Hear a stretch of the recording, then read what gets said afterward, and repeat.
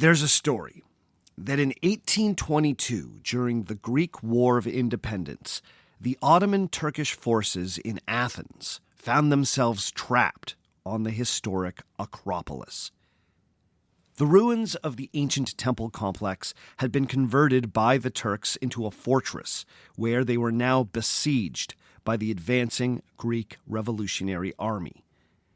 The story goes that as the Greeks tightened the noose around the famous hilltop, the Turkish garrison ran out of ammunition. The desperate Turks looked around for anything that might be quickly made into ammo, and it didn't take long for them to turn their eyes to what remained of the Parthenon. The iconic Temple of Athena had stood for over 2 millennia, having first been erected during the heyday of ancient Athenian democracy. The ancient Greeks had used specially designed lead clamps to help fasten the structure's huge marble blocks. But now, with the revolutionaries closing in, that ancient lead looked like little more than potential bullets.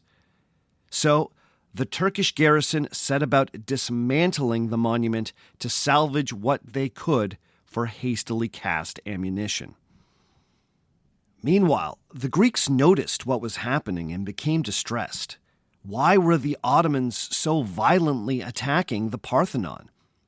We're told that to get an answer, the revolutionary commander, Odysseus Androussos, sent a pair of young messengers to parley with the Turks on the Acropolis.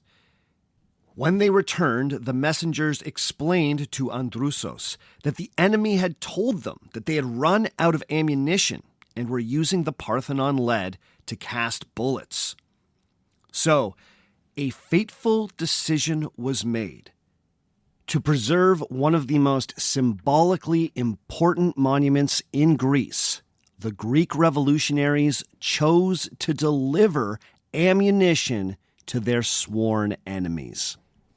We're told that Odysseus Androussos ordered that a load of ammo be sent to the Turks with an accompanying Greek letter reading, quote, "Here are your bullets.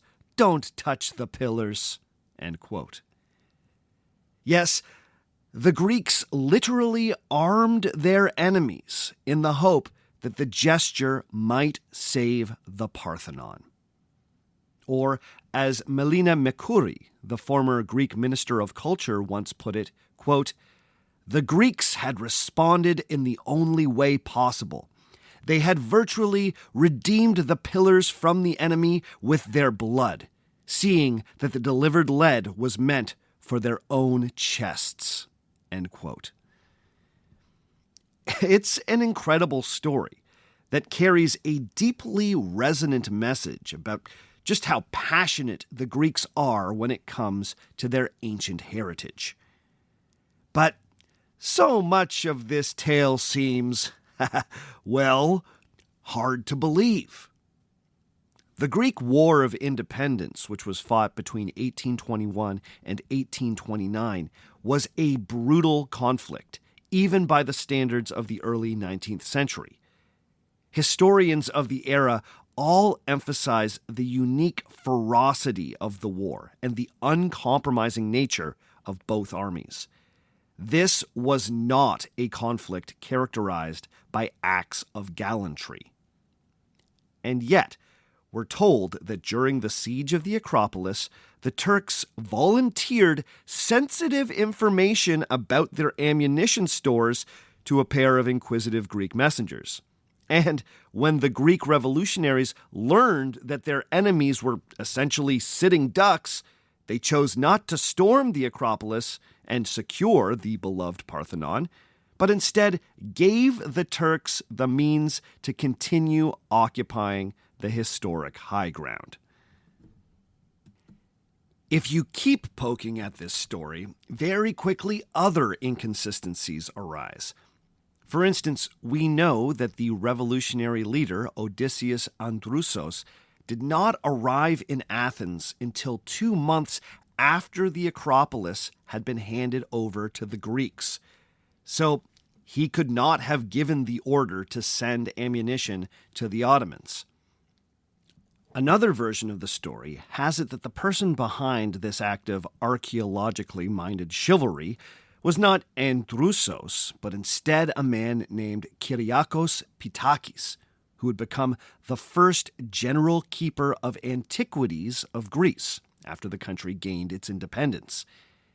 In this alternate version of the tale, Pitakis, an amateur archaeologist who was fighting with the Greek forces in Athens in 1822, was the person who figured out why the Ottomans were pulling apart the Parthenon. No messengers in this version of the story. He then personally implored his commanders to send the gift of the ammo in hopes of saving the historic monument. This version also provides a heroic origin story for the man who would become Greece's foremost archaeologist. His love for Greek antiquities trumped his hatred of the enemy. But whichever version of the story you prefer, it's almost certainly a historical myth. The first version of this tale first appeared in writing in 1859 in a letter written by a well-known Greek politician. The better-known version, featuring the heroic young Pitakis, seems to have appeared 4 years later in 1863 in a eulogy written for the late antiquities keeper. In both cases, the tale emerged roughly 40 years after the fact. No contemporary accounts of the gift of ammunition seem to exist. Pitakis himself, who wrote extensively about both his time in the war and the Parthenon, never once mentioned this anecdote in any of his writings. But despite the fact that this tale does not stand up to any proper historical scrutiny, it has remained a remarkably sturdy little chestnut. The story acts as a vivid illustration of just how deeply the people of Greece care about the surviving monuments of the classical era. And believe it or not, over the last 2 centuries, there have been many times when the Greeks have felt compelled to prove this. You see, this myth is often deployed during debates around the fate of a deeply controversial group of museum objects. These are the Parthenon Sculptures, also known as the Elgin Marbles. This series of statues, reliefs, and other marble works of art decorated the Parthenon and a handful of other buildings on the acropolis for over 2,000 years, before they were removed between 1801 and 1803 and then shipped to England by the Scottish aristocrat Thomas Bruce, the 7th Earl of Elgin. In 1816, the collection was purchased by the British government, and ever since, the Parthenon sculptures have been in the care of the British Museum. Almost immediately after the arrival of the sculptures in Britain, a roiling public debate was kicked off concerning both the legality and the morality of keeping this collection anywhere other than Greece.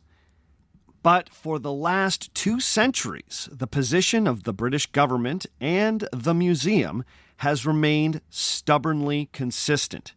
For good or ill, the Parthenon sculptures are in London, and that is where they shall stay. Needless to say, this has remained a sore spot for many Greeks, who feel like they have been robbed of their cultural heritage. This long-running controversy was given added urgency in 1982, when the Greek government formally requested the return of the sculptures. This request was punctuated by a campaign by the Greek Minister of Culture, the previously quoted Melina Mercouri, who made a passionate case for the return of the marbles at the UNESCO World Conference on Cultural Policies held that year in Mexico City. Her widely publicized speech on the importance of the Parthenon and its attendant works of art to Greek culture and heritage played a key role in securing the support of UNESCO, that's the United Nations Educational, Scientific, and Cultural Organization, for the return of the sculptures to Greece. And sure enough, in that memorable address to the conference, Mercury underscored her point about the Greek passion for antiquity by telling the tale of the gift of the ammunition during the siege of the Acropolis. Now, it's remarkable that this kind of historical myth found its way into such a high-profile speech for an international audience. But it's perhaps just as remarkable that the Greek Minister of Culture found herself in a position where she felt the need to prove that Greek people care about their ancient past. You see, for going on 2 centuries, Britons who insist on keeping the Parthenon sculptures in London have often justified this position by claiming that Greek interest in the classical past is a new phenomenon, historically speaking. It's been claimed that Greek people had little care for the ancient ruins in their territory before the birth of the modern Greek state in the 1830s. At certain points, it's even been proposed that modern Greek people are barely related to the ancient artists who first built the Parthenon. In a debate characterized by these kinds of accusations, it's no wonder that Greek advocates feel the need to hammer home that yes, the Greeks are Greek, and yes, they care about their ancient history. I can see how Melina Mercury gravitated to a story that neatly and dramatically illustrated these facts, and perhaps unwisely breezed past thorny questions about the tale's historical accuracy. But you see, the debate around the Parthenon sculptures is riddled with historical myths. Starting in the early 19th century, Lord Elgin did his best to craft a version of events that helped him justify his seizure of the Parthenon sculptures, his team's rough treatment of the acropolis, and the ultimate sale of the pieces to the British government. From there, Elgin's defenders and other advocates for keeping the sculptures in Britain have used a number of historically questionable arguments to undercut Greek attempts to get the Parthenon sculptures returned to their place of origin on the Acropolis. So, what should we believe about the Parthenon sculptures? How did they come to be in England in the first place? And which nation should be their modern caretaker? Let's see if we can untangle this today on Our Fake History.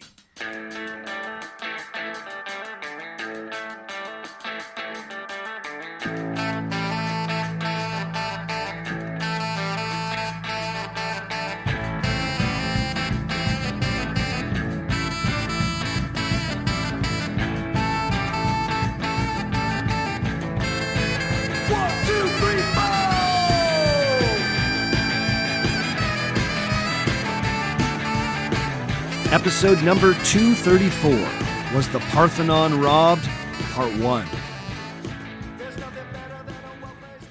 Hello and welcome to Our Fake History. My name is Sebastian Major, and this is the podcast where we explore historical myths and try to determine what's fact, what's fiction, and what is such a good story it simply must be told.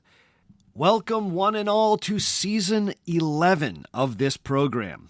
Our Fake History is now officially in its second decade of existence. And in celebration of that fact, I'm going to attempt something kinda big. This week's episode is all about Greece, both ancient and modern. And despite the fact that I have been studying the history, culture, literature, and mythology of the Greeks since I was an undergrad student, I've never actually been to the country. But friends, that is changing. I'm going to Greece, and I would love it if a bunch of you came with me. What am I talking about? I've recently partnered with the amazing travel company John Shores Travel to do an all-inclusive trip to Greece with my fans. We'll be going to Athens, Crete, and Santorini touring the historical sites, taking in the museums, and generally having an amazing time in the Aegean Sea. And I will be going with you, hanging out, going on the tours, sharing meals, talking history. So, if you're the kind of person who listens to Our Fake History anytime you're exploring historical hotspots, this is your chance to get that experience in person. One of the most amazing things to come out of this podcast is this incredible community of listeners. Now is our chance to really hang out and explore one of the most historically and mythologically rich parts of the planet together. We are planning for this trip to run from September 21st to October 1st, 2026. So that is just over 1 year from when I am releasing this episode.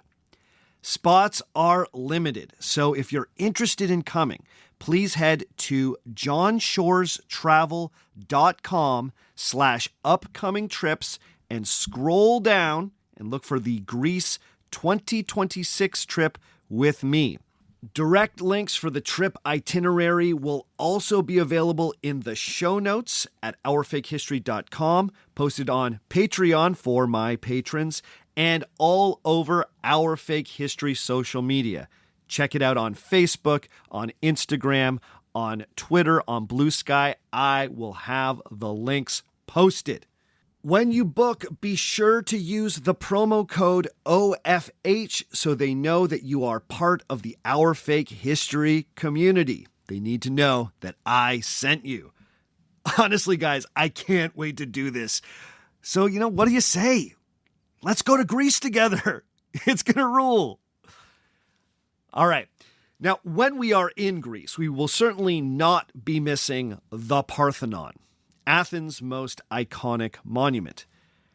Perched atop the city's historic acropolis, the ancient temple dedicated to the city's patron deity, Athena, is easily one of the most recognizable ancient buildings on the planet. Just Google the word Athens, and you will immediately be shown images of the building's Doric columns. The Parthenon has always been symbolically rich, but in modern times, its symbolism has only grown. When the modern Greek state emerged in the 1830s, the Parthenon became a potent symbol of resurgent Greek identity. But beyond that, it's been celebrated as a monument to democracy, liberty, artistic innovation, and human achievement. When the United Nations organization UNESCO was established after World War II, it chose as its emblem the facade of the Parthenon.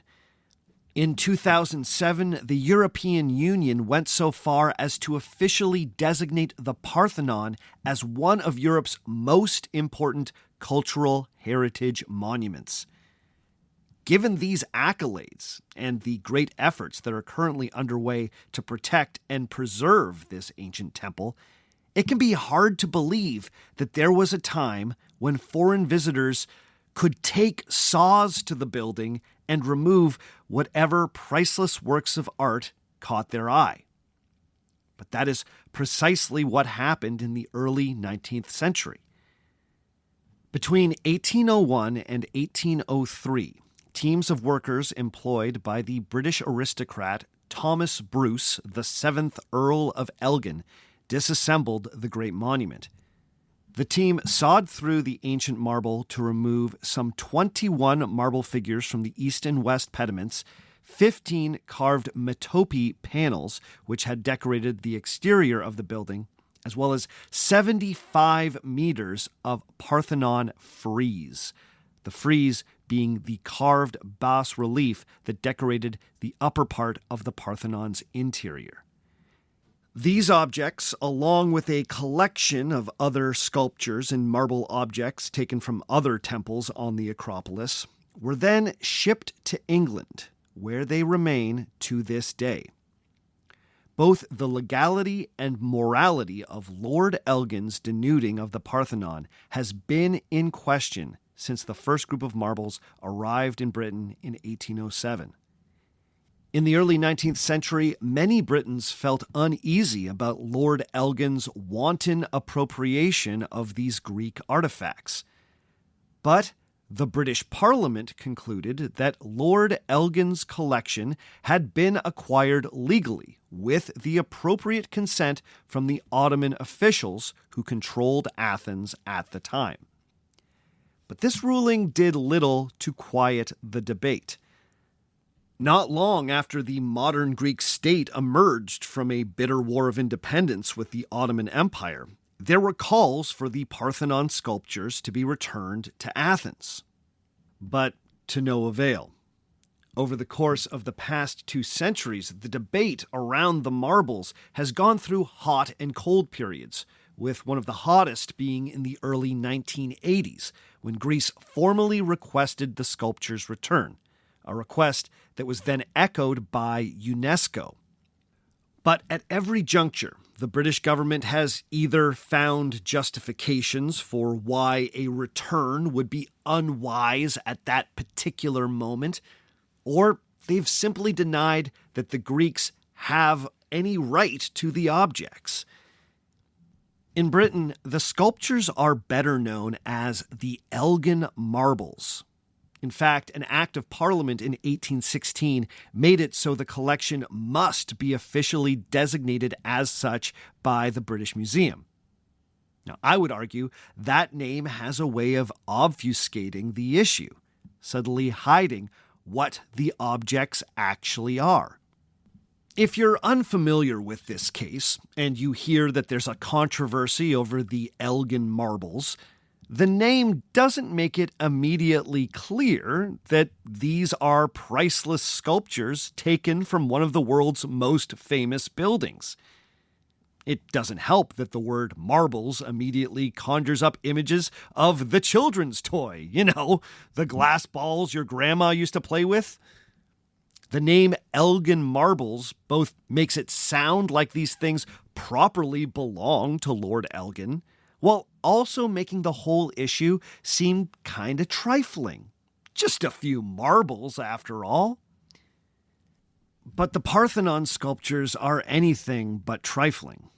They're arguably some of the most important works of art produced in ancient Athens.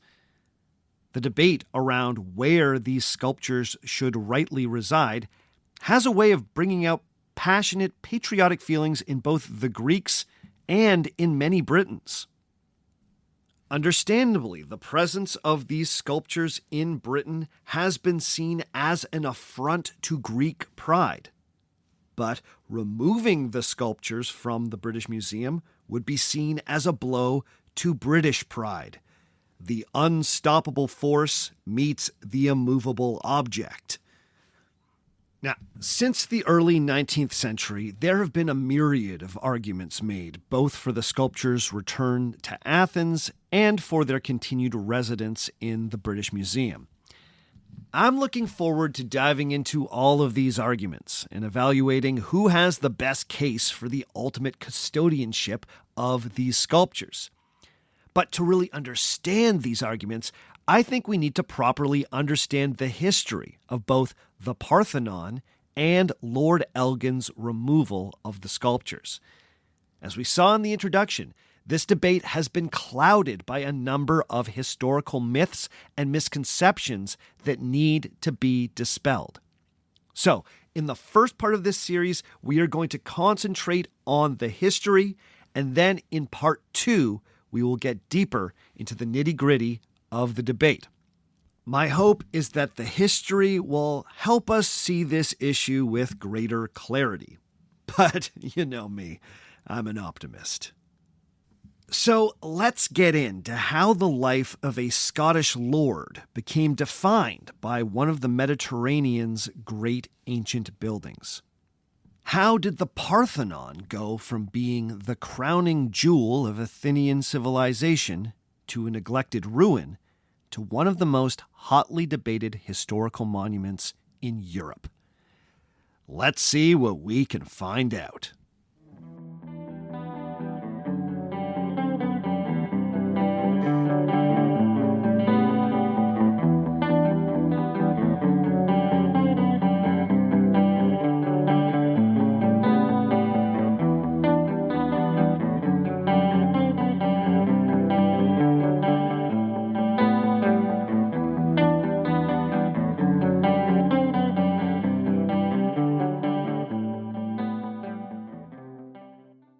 Today's episode of Our Fake History is being brought to you by Rosetta Stone. Whether you're traveling abroad, planning a staycation, or just shaking up your routine, what better time to dive into a new language? With Rosetta Stone,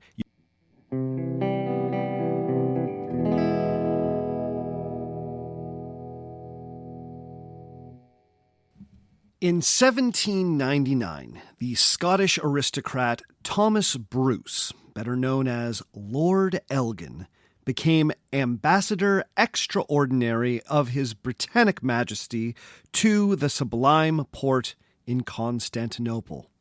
It was quite a title, and it made him the highest-ranking British official in the Ottoman Empire. By this point, Elgin had already had a career of some distinction. He had inherited his lofty title at the tender age of 5, and then, like many young aristocrats, he embarked on a career in the officer corps of the British Army, where he quickly earned a series of promotions. By the young age of 24, he had secured a seat in the House of Lords. In the 1790s, he was personally tapped by King George III to serve as a diplomat in Berlin and then Vienna, at a time when Europe was being roiled by the French Revolution. In 1799, British-Ottoman relations were at an interesting inflection point. The year before, Napoleon Bonaparte had made the fateful decision to make war against the Ottomans when he invaded Egypt. But Lord Nelson and the British Navy were hot on Bonaparte's trail. The British success against the French fleet at the Battle of the Nile in 1798 brought the formerly distant Ottoman and British empires into a new alliance. As the old adage goes, the enemy of my enemy is my friend. This meant that when Lord Elgin arrived in Constantinople, the Ottoman leadership was feeling enthusiastic about the British Empire, a feeling that only grew more intense after the French retreated from Egypt in 1801. It was a good time to be the British ambassador in Constantinople, as politics had made the Ottoman authorities especially amenable to any special requests. For his part, Lord Elgin had become particularly enamored with Greek antiquities, and Greece just so happened to be under the dominion of the Ottoman Sultan. Specifically, Lord Elgin was interested in the Parthenon and the other ancient works of art still decorating the historic acropolis in Athens. In 1801, it was remarkable that the Parthenon was still standing, given just how tumultuous the intervening 2,000 years had been since it was first constructed. The Great Temple had originally been erected during an era in ancient Greek history that has been remembered as a nearly mythical golden age.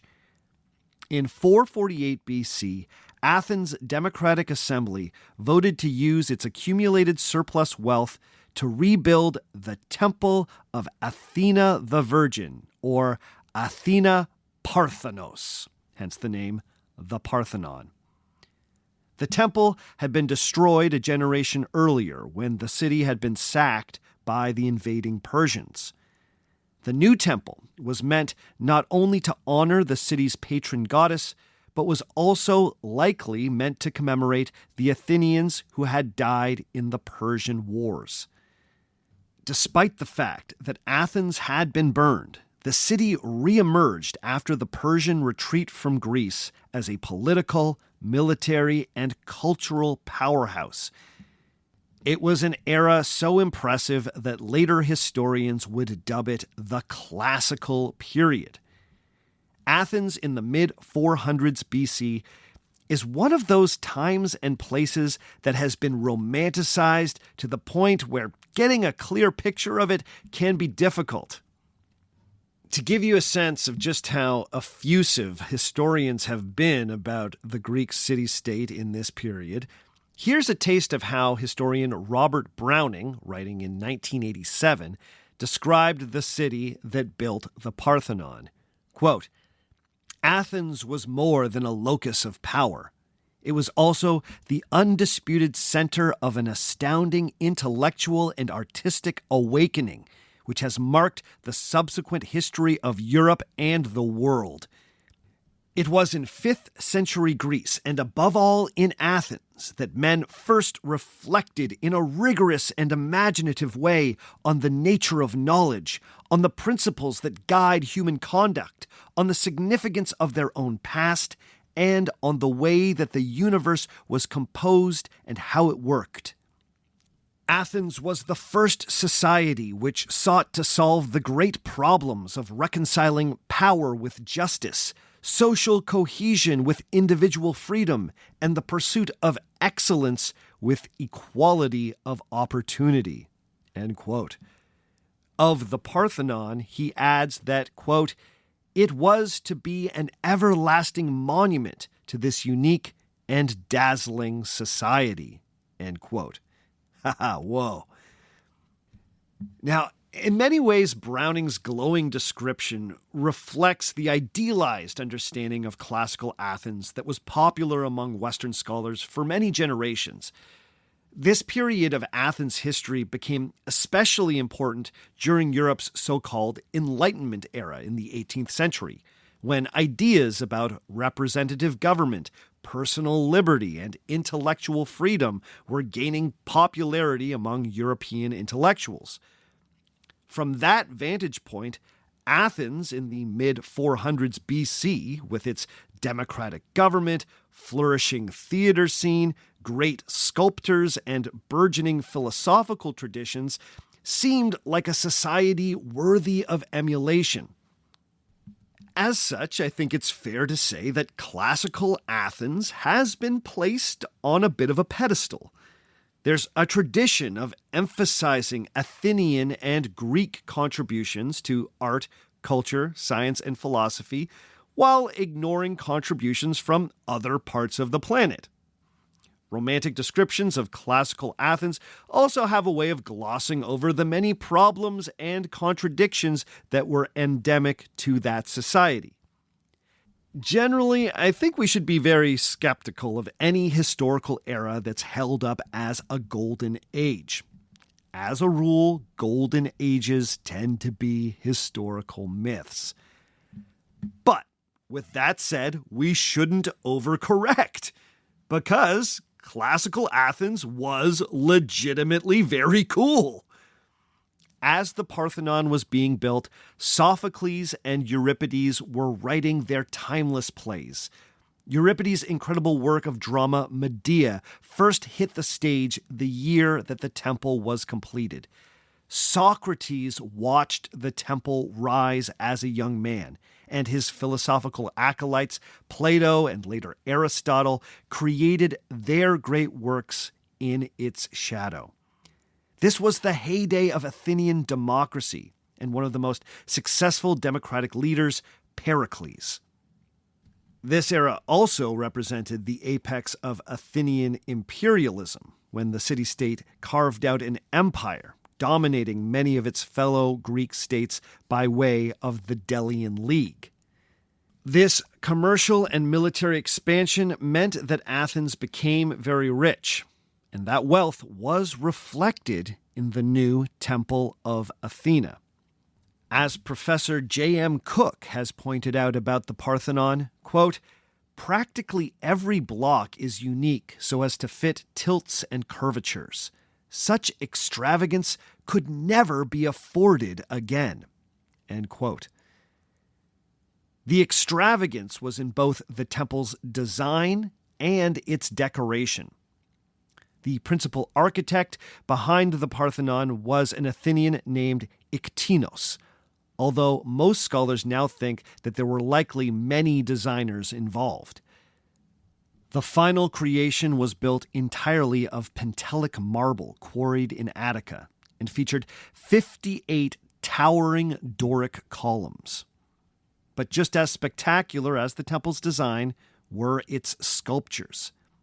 These were designed by Phidias, the famous Athenian sculptor, who would also create the colossal ivory statue of Athena Parthenos that was placed in the temple's eastern chamber. He's also remembered for designing the massive statue of Zeus at Olympia, noted as one of the wonders of the ancient world. The Parthenon decorations included 92 metopes, or high-relief carved panels that ringed the entire temple at the tops of the columns, and 160 meters of low-relief carvings known as the frieze. These were then topped by elaborate carved triangular pediments on either end of the temple. These carvings were originally colorfully painted and depicted scenes from the life of the goddess Athena, as well as other Greek myths significant to the Athenians, including the exploits of Theseus. One section may have shown a depiction of a procession at the Pan-Athenaic Festival, the city's most important celebration of their patron goddess. Now, what I think is particularly significant for this investigation is the fact that when this temple was completed in 438 BC, it was a significant moment not just for the city of Athens, but also for Greek or Pan-Hellenic identity writ large. The temple was recognized as being so impressive that its architecture and artwork almost immediately became influential. Again, I'll quote archaeologist J.M. Cook, who has written that, quote, "The Parthenon style is the classical style par excellence. In the outcome, for better or worse, local styles of sculpture in Greece vanished, with artists now drilled in a common tradition." End quote. In other words, the Parthenon set a new standard for Greek aesthetics. You could argue the idea of what it meant to be a Greek artist and a Greek person shifted after the completion of the Parthenon. For the next 800 years, even as classical Athens faded into distant memory, the Parthenon remained one of the most important buildings in Athens and arguably the entire Mediterranean. The Macedonians and later the Romans conquered Greece, and the Parthenon remained an honored site.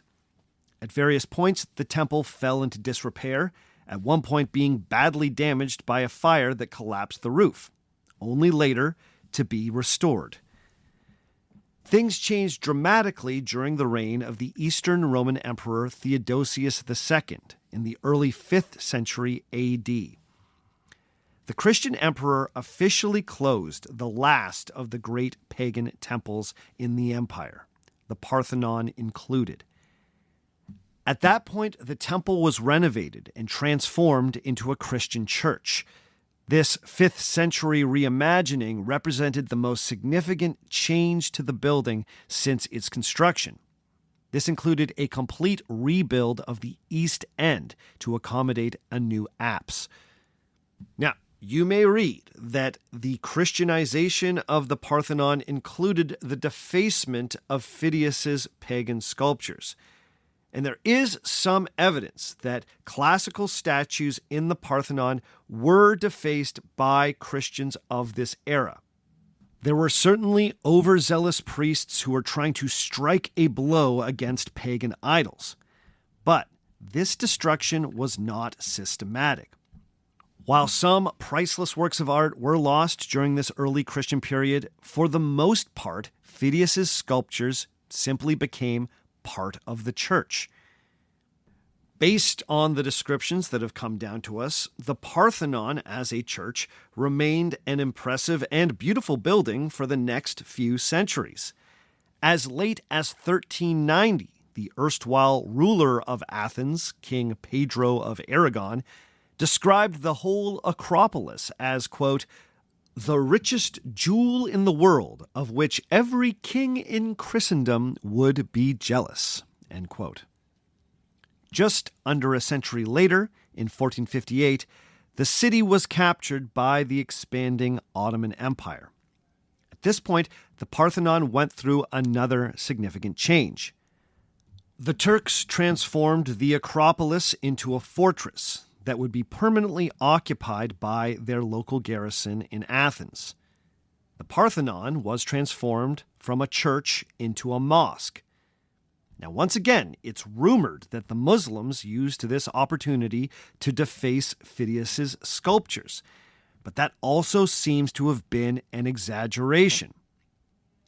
It's clear that the Ottomans whitewashed and plastered over mosaics and frescoes dating from both the Christian and pagan eras of the temple, but the relief carvings remained largely undamaged.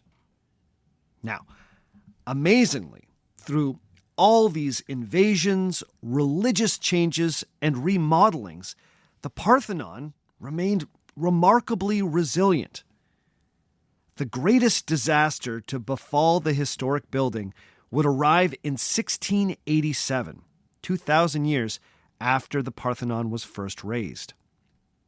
In that year, the Venetians, the perennial rivals of the Ottoman Turks, attacked Athens as part of a larger campaign to push the Turks out of Greece. To this end, mercenary forces hired by the city of Venice besieged the Turkish fortress on the Acropolis. To take the high ground, the Venetian mercenary army heavily bombarded the historic hilltop. Eventually, one of the Venetian mortar bombs penetrated the roof of the Parthenon and exploded. The result was devastating.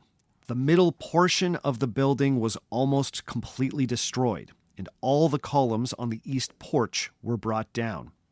The interior colonnade had also been overthrown by the blast. The Venetian occupation of Athens also saw one of the first concerted attempts to take away the remaining sculptures as a type of war booty. The Venetian commander Francisco Morsini, inspired by the Venetians of the Fourth Crusade, who had looted Constantinople of many of its classical treasures, thought he might do the same in Athens. Specifically, he tried to tear the surviving Phidias sculptures off the west pediment of the building. But he botched the attempt and ended up smashing most of the heavy marble artwork on the ground. Venetian control of Athens proved to be short-lived, and by 1690 the Ottomans had reclaimed the city and once again made the Acropolis into a fortress and military barracks. By the time the Turks returned, the remarkably sturdy Parthenon had truly become a ruin. And so it remained for the next century. What was left of the building was largely neglected by the Ottomans. Since the building could no longer function as a mosque, a smaller mosque was built inside the blown-out temple. Despite the fact that the building was now severely damaged, a significant number of Phidias's sculptures survived. And in 1799, Thomas Bruce, Earl of Elgin, decided that he wanted those sculptures. Well, perhaps I'm being a little hasty here. Let's give Lord Elgin his due. You see, Lord Elgin did not originally plan to strip the Parthenon of its best preserved sculptures. Elgin was a noted lover of art, and like many products of Britain's upper-crust education system at the time, he had a special affinity for the classical Mediterranean past. Further, before he left to take up his post in Constantinople, Elgin had hired an architect named Benjamin Harrison to renovate his vast estate in Scotland, known as Broome Hall. The architect had argued that, contrary to popular opinion at the time, the best examples of classical sculpture were in Greece, not in Rome. As an ambassador to the Ottomans, Elgin would have better access to Greece than any Briton had had in an age. Harrison suggested that perhaps the Lord could bring plaster casts, sketches, and other examples of ancient Greek sculpture back to Britain. The hope was that these examples might elevate the British arts, and as Elgin would later say, quote, bestow some benefit on the progress of taste, end quote. Also, it seems clear that Elgin and Harrison believed that these Greek examples might be used in beautifying Old Broom Hall. Elgin could both educate Britain on the wonders of Greek art and give his personal architect a little classical inspiration. Everyone wins. So, while he was traveling to Constantinople, Lord Elgin stopped off in Italy, where he recruited the Italian artist Giovanni Lucieri, who would head up a team of artists who would head to Athens and begin making detailed drawings and plaster casts of the best existing examples of Greek sculpture. Of special interest were the works of Phidias still on the Parthenon. When Lucieri and the rest of Lord Elgin's team arrived in Greece, they discovered that despite claims that the Turks didn't care about Athens' ancient monuments, they were actually fairly protective of the acropolis and the remains of the Parthenon. The local military commander, known as the Disdar, did not even want Elgin's team to enter the acropolis and sketch the buildings. But, as it turned out, the Disdar was not above a little bit of old-fashioned corruption. Lucieri's team daily greased his palm to the tune of around £5 British. This allowed them to gain access to the fortified hilltop, make their sketches, and do some plaster casting. After some preliminary work, the team started setting up scaffolding around the Parthenon, ostensibly to make plaster casts of the relief sculptures. But this seemed to be a little too bold for the Disdar, who believed that the bribes he had been paid did not cover the team taking these kinds of liberties with the ancient building. So he ordered that work be stopped immediately. If Lord Elgin's team wanted back on the Acropolis, they needed to get special permission from someone further up the chain of command in the Ottoman Empire. And so it was that Lord Elgin sought out just that kind of permission.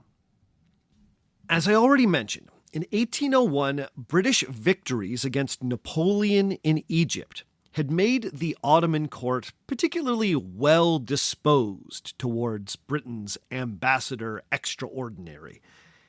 In this context, Elgin's request to make some sketches and casts of Athenian sculptures seemed completely reasonable. So, without too much wrangling, Elgin was able to get a special document known as a firman, which amounted to an official order in the Ottoman Empire signed by the Sultan's Grand Vizier. Now, importantly, this document did not say that Lord Elgin could start sawing sculptures off of the Parthenon. Now, one difficulty is that we no longer have the original Turkish copy of this document. Instead, we have to work from a contemporary Italian translation. Now, I don't want to bore you with the details of this 19th century legal document, but this firman is incredibly important to the Parthenon Marbles debate, so I'm going to quote from it a little bit here. Hang with me. The relevant section, when translated into English, reads, quote, "It is hereby signified to you that our sincere friend Lord Elgin, Ambassador Extraordinary from the Court of England to the Port of Happiness, has represented to us that he's anxious to read and investigate books, sculptures, and other works of ancient Greek science and philosophy, and has therefore engaged 5 painters now dwelling in Athens to examine, view, and copy the works remaining here. Also, to freely go in and out of the citadel, that's the Acropolis, and fix scaffolding around the Temple of Idols, that's the Parthenon, to model said ornaments of visible figures in plaster or gypsum, to measure their remains and the remains of other ruined buildings, to excavate where necessary in order to discover inscriptions among the rubbish, that they are not to be molested by the disdar nor any other person, and that no one meddle with their scaffolding or implements, nor anyone hinder them from taking away any pieces of stone." End quote. Now, it seems pretty clear that this firman did not grant permission for Elgin's team to cut into the Parthenon. But that last line about taking away pieces of stone would eventually provide some important interpretive wiggle room. Now, interestingly, letters from Lord Elgin, written directly after this firman was issued, make it clear that he still had no plans to remove the sculptures from the historic building. In a letter to Lucieri explaining that he had received this order from the Grand Vizier, Elgin told his Italian artist to start making plaster casts and collecting, quote, "detached pieces, if any are found, that may be interesting for the arts," end quote. Now, what I find fascinating is that it may not have been Lord Elgin who first got the idea to start removing sculptures from the Parthenon. As researcher William St. Clair has argued, quote, "the removals only took place as the result of a series of accidents, all involving the Reverend Philip Hunt," end quote. Okay, so who's the Reverend Philip Hunt? Well, Reverend Hunt was technically Lord Elgin's chaplain in Constantinople, but through a series of circumstances, he started acting as the Lord's personal secretary. Importantly, Hunt was given the job of meeting with the Ottoman governor or voivod in Athens and delivering the official order regarding Elgin's team on the acropolis. Reverend Hunt came into that meeting with a personal mission to get the firman interpreted in the most liberal and permissive way possible. Personally, he was annoyed that the Dizdar had fleeced Lucieri and his team for bribes and then still interfered with their work. Hunt was also looking to impress Lord Elgin by getting the most possible latitude for his men in Greece.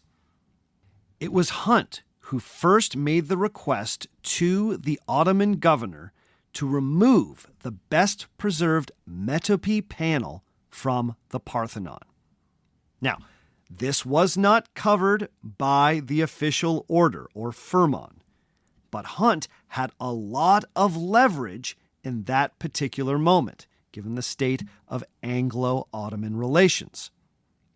According to expert William St. Clair, Hunt managed to convince the voivod that the firman could be interpreted as permission to dismantle the Parthenon, using, quote, "a judicious mix of threats and bribes," end quote. Objections were raised, particularly from the British consul Spiridon Logothetis, a Greek in the employ of the British. As a Greek, he found this treatment of the Parthenon deeply distressing. But his concerns were pish-poshed by Reverend Hunt, who reminded him that he was simply outranked by the ambassador extraordinary. Reverend Hunt's choice to have a piece removed from the Parthenon seems to have completely changed Lord Elgin's thoughts about the project. Once it became clear that the Turkish officials were going to allow sculptures to come off the historic building, that became the new focus of Elgin's efforts in Athens. Now his team needed to work fast before anyone changed their minds. So let's pause here, and when we come back, we'll see how Lord Elgin came to justify his new smash and grab operation on the Acropolis.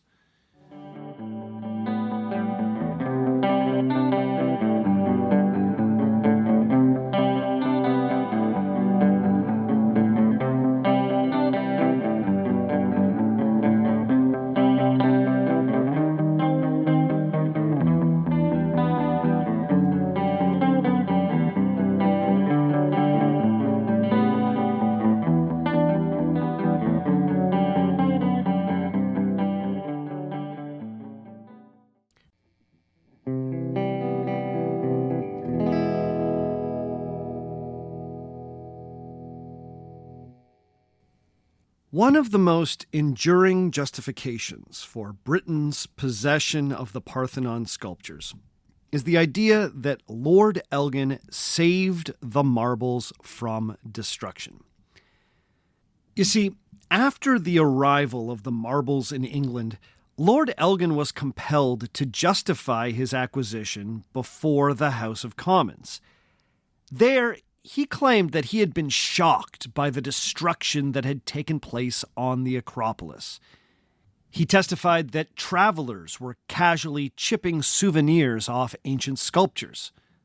But most significantly, he claimed that, quote, "The Turks have been continually defacing the heads of statues, and in some instances, they've actually reported to me that they have pounded down the statues into mortar. It was upon these suggestions and with these feelings that I proceeded to remove as much of the sculpture as I conveniently could. It was not part of the original plan to bring away anything but models." End quote. In a later memorandum to the House Committee investigating the affair, Elgin provided an even more colorful story. In this instance, he claimed that he visited the house of a man identified only as the Old Turk. According to the memorandum, this Old Turk proudly pointed to spots in his home, quote, "where the cement employed had been formed from the very statues which Lord Elgin had hoped to find. It was, in fact, afterwards ascertained on incontrovertible evidence that these statues had been reduced to powder and so used. Then, and only then, did Lord Elgin employ means to rescue what still remained exposed to a similar fate." End quote. The accusation was that the Ottomans were actively destroying the statues on the acropolis and were reducing priceless works of art to dust to make mortar for cement. So, we should ask, is this story true? It certainly has been accepted as a fact in Britain. In 1833, the chief librarian of the British Museum wrote, quote, "If Lord Elgin had not removed these marbles, there is no doubt that many of them would long since have been totally destroyed." End quote. From that point onward, the fact that the Parthenon marbles were in clear and present danger of the, quote, "ignorance and barbarism of their Turkish keepers has been consistently repeated by those defending the sculpture's continued presence in the British Museum. As recently as 2014, the British pundit Dominic Selwood authored a newspaper piece headlined, "Lord Elgin was a hero who saved the marbles for the world," in which he repeated the old claim that the statues on the Parthenon were about to be ground to dust by the rapacious Turkish occupiers. Selwood even went so far as to claim that, quote, "if Elgin had not intervened, the Parthenon sculptures would be a mere memory, like the Afghani Buddhas dynamited into oblivion by the Taliban in 2001. End quote. Dominic Selwood, that is quite a historical parallel you have there. But the idea that Lord Elgin started removing the Parthenon sculptures in the benevolent spirit of preservation is a total historical myth. It seems very clear that this was a justification that Lord Elgin came up with well after the first sculptures were sawed off the building. First, we should recognize that at least part of what Lord Elgin reported was true. Travelers who had properly greased the palms of Ottoman officials had been able to smuggle small pieces of marble off of the acropolis as souvenirs. Some of these were found broken on the ground, and others were likely chipped off surviving statues. Turkish soldiers and others with access to the acropolis also seem to have taken part in this black market trade in ancient souvenirs. It was an open secret that men in the Athens garrison would collect small marble pieces and then sell them to affluent adventurers, mostly from Britain, France, and Scandinavia. Now, this was obviously a bad thing, but it's wrong to compare the 19th century Ottomans to the Taliban. It's a huge exaggeration to say that the Ottoman Turks were systematically destroying Greek sculptures, especially those preserved atop the columns of the Parthenon. The story that the Turks were grinding down statues to make mortar is especially suspect. This practice is not noted by any other travelers to Athens in this period. Access to the acropolis was quite limited, and as we've already described, the Parthenon could not be interfered with unless one had the explicit permission of an Ottoman official. In 1820, the English artist Hugh Grecian Williams, who had been granted permission to do some sketching on the Acropolis, published a book about the experience and devoted a section to countering the idea that the Turks were wantonly destroying everything on the hilltop. In a chapter titled Reflections Regarding the Breaking and Pounding of Sculptured Marbles by the Turks, he wrote that he never once saw the practice described by Lord Elgin. In his experience, the Turks in Athens were not casually destroying ancient sculptures. Now, Williams knew Lord Elgin personally, so he stopped short of calling the man a liar. But he did say that if the incident with the old Turk who had destroyed a statue to make cement was true, it represented a, quote, odd and unnatural episode, end quote. Further, he pointed out that there was plenty of unadorned broken marble lying around the summit of the Acropolis, if any was needed for making lime. So even if there was a weird, rare case where someone needed to grind down the ancient marble to make cement, no one needed to destroy a statue to do it. Also, it should be noted that Lord Elgin's story about the old Turk that he later submitted to Parliament was said to have taken place in May of 1802. The first panels of the Parthenon were removed by Elgin's team in July of 1801. His team had been taking apart the Parthenon for nearly a year before he allegedly met his old Turk who had destroyed a statue to make cement. So, at the very least, the timeline proves that Lord Elgin lied to Parliament when he wrote in his memorandum that after meeting the old Turk, quote, then and then only did Lord Elgin employ means to rescue what still remained exposed to a similar fate, end quote. Lord Elgin did not act then and only then. That timeline is demonstrably false. The entire story of the old Turk is deeply suspicious, and even if it is true, which personally I doubt but cannot prove, it does not represent the typical treatment of the Acropolis in this period. On top of that, Lord Elgin's letters to his man on the ground, Giovanni Lucieri, make it clear that he had hoped that at least some of the marble pieces collected from the Parthenon might decorate his sprawling estate in Scotland. Around the time that the first sculptures came off the temple, Elgin sent Lucieri drawings and plans for his house in Scotland. This was so that Lucieri might be able to choose objects that would look the nicest in his private home. As Elgin put it in one of his letters, he looked forward to, quote, placing in a useful, distinguished, and agreeable way the various things that you may perhaps procure for me, end quote. After describing his plans to have Broomhall's Great Hall, quote, adorned with columns, end quote, he later continued, quote, I should wish to collect as much marble as possible. I have other places in my house which need it." End quote. Whatever Lord Elgin's commitments may have been to the betterment of the arts in Britain, it also seems clear that this project was undertaken for the betterment of the art in his home. All of this is to say that Lord Elgin did not save the Parthenon sculptures. That is a historical myth.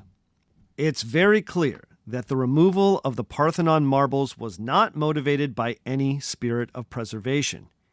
It got started due to the overzealous efforts of Reverend Hunt when he presented the official order, the firman, to the Ottoman governor. Once the project was underway, Elgin saw an opportunity to beautify his estate, while also returning a rich prize to Britain. Elgin's stories about the destruction being done to the sculptures on the acropolis were exaggerations that helped to provide an after-the-fact justification for his denuding of the Parthenon.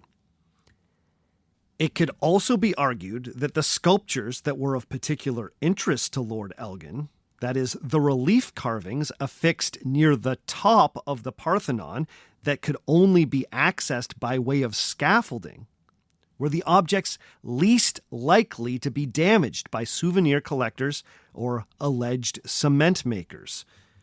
No one was climbing the Parthenon and detaching sculptures that were part of the very structure of the building to make some quick mortar. No. The most damage done to those sculptures was done by Lord Elgin's team of workmen.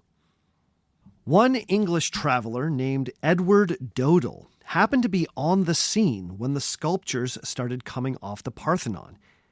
He was shocked by just how rough Elgin's team was being with the building, and just how many ancient works of art were being destroyed in the process. He would write, quote, "During my first tour of Greece, I had the inexpressible mortification of being present when the Parthenon was despoiled of its finest sculpture, and when some of its architectural members were thrown to the ground. I saw several metopi at the southeast extremity of the temple taken down. In order to lift them up, it was necessary to throw to the ground the magnificent cornice by which they were covered. The southeast angle of the pediment shared the same fate, and instead of the picturesque beauty and high preservation in which I first saw it, it is now comparatively reduced to a state of shattered desolation." End quote. In September of 1802, another English travel writer, one Edward Daniel Clarke, would describe a similar scene. As Elgin's team attempted to remove one particularly well-preserved metope, quote, "Part of the adjoining masonry was loosened by the machinery, and down came the fine masses of Pentelican marble, scattering their white fragments with a thundering noise among the ruins. The Disdar, witnessing this, could no longer restrain his emotions, but actually took the pipe from his mouth and, letting fall a tear, said in the most empathetic tone of voice, 'Telos.'" End quote. Telos has been translated as "the end," "stop," or "it's done." According to Clarke, it was clear to all present that the Disdar was, quote, "positively declaring that he would not consent to any further dilapidations of the building." End quote. So, if we trust Clarke, the Turkish officials were literally crying over Lord Elgin's treatment of the Parthenon and the reckless destruction of its art. Then, after all that, to go home to Britain and say that you had saved the Parthenon, that takes some nerve. But despite the Disdar's exclamations, this was not the end of Lord Elgin's project. The Parthenon sculptures were in the process of being transformed into the Elgin Marbles, and their story was just beginning. Okay, that's all for this week. Join us again in 2 weeks' time when we will conclude our look at the Parthenon sculpture controversy. When this series is done, I am going to be doing another bonus episode where I'll be answering your questions at the end of September. So if you have any questions about the Parthenon sculptures or anything I said on these shows, then please send me an email at ourfakehistory@gmail.com, or if you are a patron, head to the chat thread that we will have there. If you are curious about this trip to Greece next year, then please check out the full itinerary in the link that I will have posted in the show notes. Or just go to ourfakehistory.com and look for the link there. Guys, it's going to be a good time. As always, if you want to hear this show ad-free, then please consider becoming a patron. If you start subscribing at $5 or more every month, you get access to an ad-free feed and a ton of extra episodes. There will be more of those coming soon. As always, I need to give a shout out to some of those very special patrons. Big ups to Jeffrey Tollefson, to Scotty, to Anson Ma, to Brian Butts, to Jay McConnell, to Lane Ford, to Matt Mitchell, to Kylie Stallard, to Neil Betteridge, to Alistair Wise, to Cameron Morris, to Martin Robistow, to Zaire P, to The Cliffinator, to William Ash, to Kyle Emery, to Anukamla Flores, to James Fallrath, to Spider, to Batenin Chint, to Markham Nance IV, to Mindy Lou Who, to Jonathan Charping, to Peter Messel, to John Allen Jacobs, to Elijah Carlson, to Blaze Henderson, to Pajama Tank, to Lori Bratz, to Jonathan Labriola, to Jane Friedland, to Jay, to Sarah Niskanen, to TiVo Maker, to Holly Campbell, to Brandon Willis, to Joshua Walgenbach, to Oliver Blackburn, to Augie's Dad, to Battlebird Productions, to Brigane, to Matt LeBlanc, to Dan Cannon, to Andy Weld, to Chris Rosa, and to Cassidy St. Aubin. Whoa, that was a lot of names, but I needed to catch up on my shoutouts since we ended the last season. Thank you for supporting this show every month. The Patreon community is truly the lifeblood of this podcast. So if you want to be part of that scene, please head to patreon.com/ourfakehistory and find a level of support that works for you. If you ever want to get in touch with me, please feel free to reach out. Send me an email at ourfakehistory@gmail.com. Find me on Facebook, facebook.com/ourfakehistory. Find me on Instagram at ourfakehistory. Find me on Blue Sky at ourfakehistory. Find me on TikTok at ourfakehistory. Find me on YouTube, where I will be posting these entire episodes in video form very soon. So check them out there. As always, the theme music for the show comes to us from Dirty Church. Check out more from Dirty Church at dirtychurch.bandcamp.com. All the other music that you heard on the show today was written and recorded by me. My name is Sebastian Major, and remember, just because it didn't happen doesn't mean it isn't real.